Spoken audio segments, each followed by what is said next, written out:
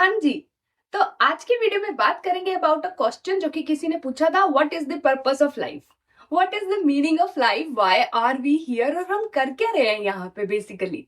क्योंकि अगर आप मोटा मोटा हिसाब लगाएं तो हमको समझ आता है कि ऑन एन एवरेज एक इंसान को ना 80 साल मिलते हैं जिंदगी जीने के लिए। तो उसमें से अगर हम 8 घंटे सोते हैं एक दिन में, तो हमने 27 साल तो सोने में ही लगा दिए।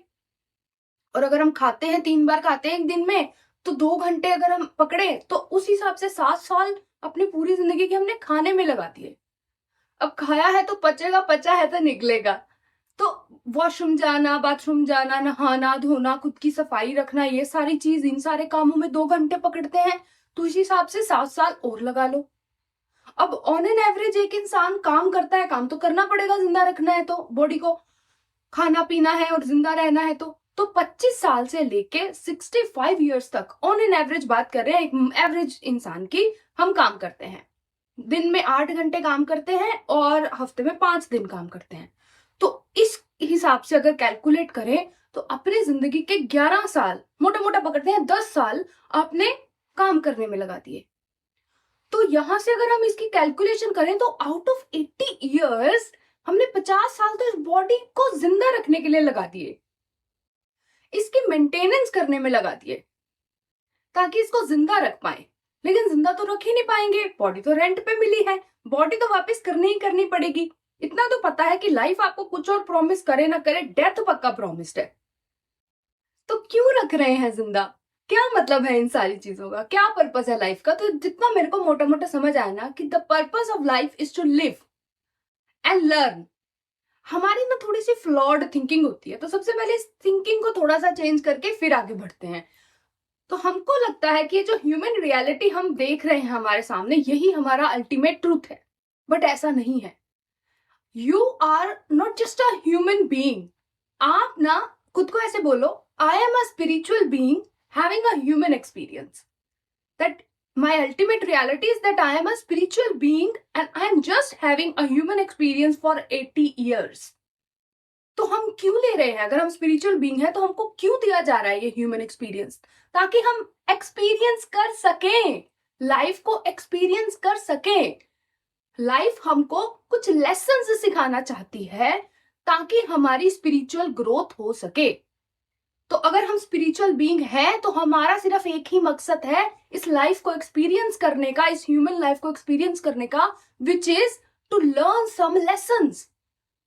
हमको कुछ लेसन्स सिखाने हैं लाइफ में, इसीलिए ताकि हमारी स्पिरिचुअल ग्रोथ हो सके। और यही मतलब है लाइफ का, यही मतलब है एक्सपीरियंस होने का आपको। और what do you mean by that purpose of life is to live?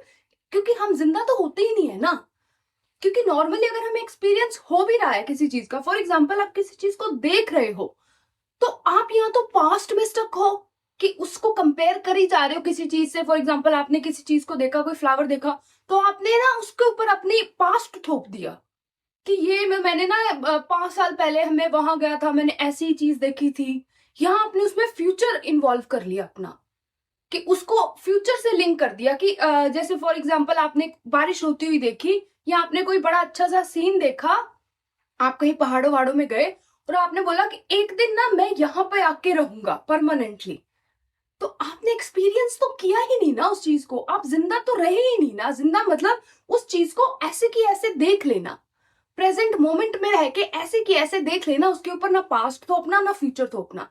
मतलब अपने माइंड से उस चीज को ना देखना, रियलिटी में वो जो आपको एक्सपीरियंस हो रहा है उसको एक्सपीरियंस करना। That is the only purpose of life. क्योंकि जब आप इस तरीके से लाइफ को जियोगे, तो जब आपको लेसन्स मिलेंगे तो उन लेसन्स से आप एक्चुअली में सीख पाओगे, उनको इम्प्लीमेंट कर पाओगे अपनी लाइफ में और स्पिरिचुअली ग्रो कर पाओगे। तो यही दो मतलब है जितना मेरे को समझ आया है लाइफ का, कि क्या पर्पस है लाइफ का, कि हमको कुछ साल मिलते हैं ताकि हम अच्छे से एक्सपीरियंस कर पाए चीजों को। वहां से हमें कुछ अच्छे एक्सपीरियंस होंगे, कुछ बुरे एक्सपीरियंसेस होंगे, और दोनों ही चीजें हमें कुछ ना कुछ सिखाएंगी। तो वो उनको हमको सीखना है और स्पिरिचुअली ग्रो करना है।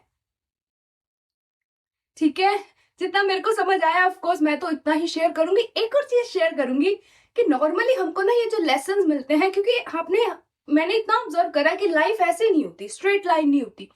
लाइफ होती है पीक एंड वैलीज, मतलब कभी हमारे साथ कुछ अच्छा होता है, कभी बुरा होता है, कभी अच्छा होता है, कभी बुरा होता है, कभी दुख आता है, कभी सुख आता है। तो ये भी बाय डिजाइन हमको ऐसा ही दिया गया है। क्यों? क्योंकि बेसिकली जब दुख आएगा ना, जो दुख की स्टेट होगी, वहीं पे तो हम लेसन सीखेंगे ना। वहीं पे तो हम थोड़ा हाथ पैर मारते हैं ना कि नहीं यार, ये ना बड़ी पेनफुल है, ये सिचुएशन ही मेरे को अच्छी लग रही, पता नहीं कब खत्म होगी, पता नहीं हम यहाँ से कब वापस निकलेंगे और अपनी सुख वाली स्टेट पे जाएंगे। होता है ना हमारे साथ। तो ये जो स्टेट है, ये हमको इंटेंशनली दी जाती है ताकि हम यहाँ पे अपने लेसन्स जो है सीख पाए। जो भी हम सही से नहीं कर पा रहे हैं जिंदगी में, उसको हम सीख पाए और उसको इम्प्लीमेंट करके वापस अपनी सुख वाली स्टेट पे चले जाएं। तो दुख का इंटेंशन है हमारी लाइफ में, और सुख का भी इंटेंशन है। सुख का क्या इंटेंशन है?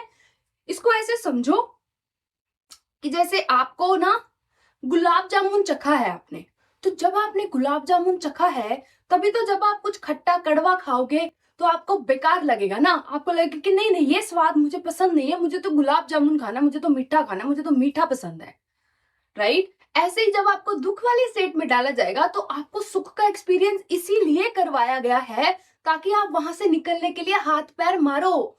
क्योंकि अगर आपको कंटिन्यूअसली दुख की स्टेट ही दे दी जाएगी आपकी लाइफ में, तो आपको लगेगा यही सच है, दुख ही झेलना है, क्या मतलब है, विक्टिम में पड़े रहोगे वहां ऐसे ही, और कोई निकलने के लिए कोई हाथ पैर नहीं मारोगे।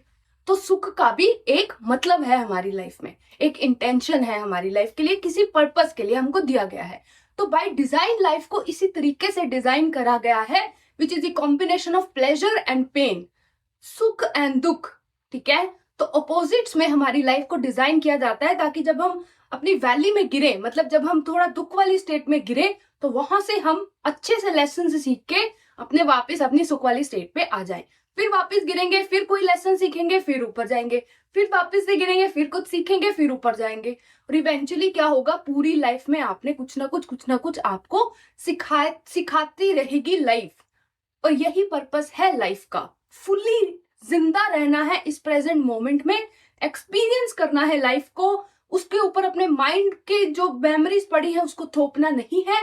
फिर आपको वहां से कुछ लेसन्स मिलेंगे, फिर आप उन लेसन्स को इम्प्लीमेंट करोगे, और फिर आप स्पिरिचुअली ग्रो करोगे।